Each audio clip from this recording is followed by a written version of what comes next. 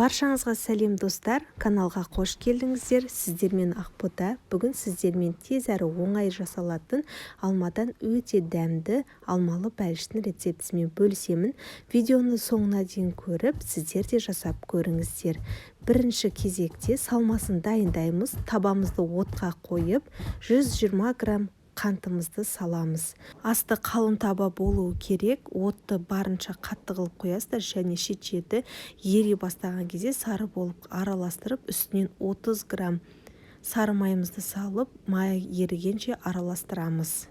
Кейін 4 бұрыштап туралған үлкен 3 алмамызды салып, араластырып аламыз. Алма кішкене суығырақ болған кезде біздің қантымыз кішкене лопаткамызға қатуы мүмкін. Оны лопаткадан сырғытып алып, табамызға қайтадан салып жібереміз, еріп кететін болады. Осылайша 5 минут аралығында орташа отта дайындап аласыздар.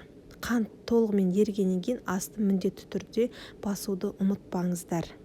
Міне біздің салмамыз дайын болды. Енді оттан алып пирогтың қамырын дайындаймыз. Ол үшін бір жұмыртқамызға қантымызды салып, екеуі бір келкі масса болғанша жақсылап араластырамыз.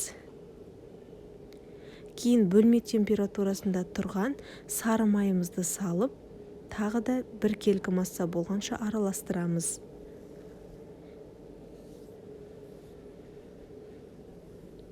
Ендігі кезекте електен өткізілген ұнымызды және де бір шай қасық қопсытқышымызды салып, қамырымызды бастапқыда лопаткамен, кейін қолымызбен үгілмелі қамыр жасаймыз.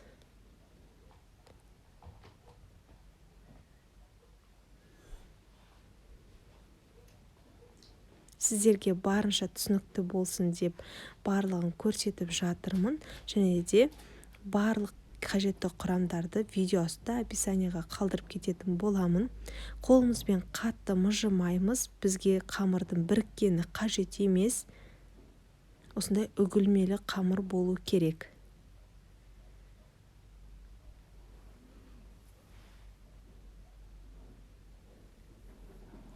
Осымен міне қамыры дайын.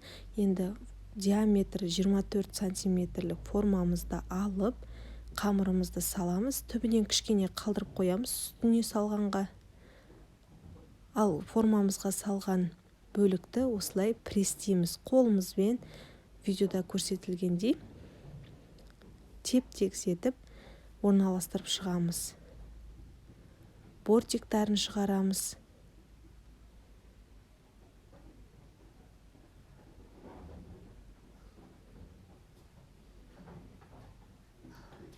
Енді үстінен салмамызды, суып тұрған салмамызды саламыз. Тегістеп, жаңағы алып қойған қамырымыздың кішкене бөлігін осы бәлішіміздің үстіне сеуіп шығатын боламыз.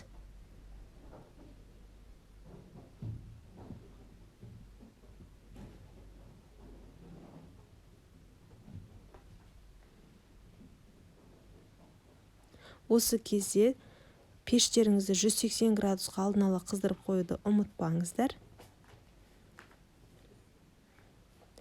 Алдын ала 180 градус қызып тұрған пеште 25-30 минут аралығында пісіріп аласыздар. Міне осымен біздің пирогымыз дайын, өте дәмді болып шығады. Міндетті түрде жасап көріңіздер, ас болсын.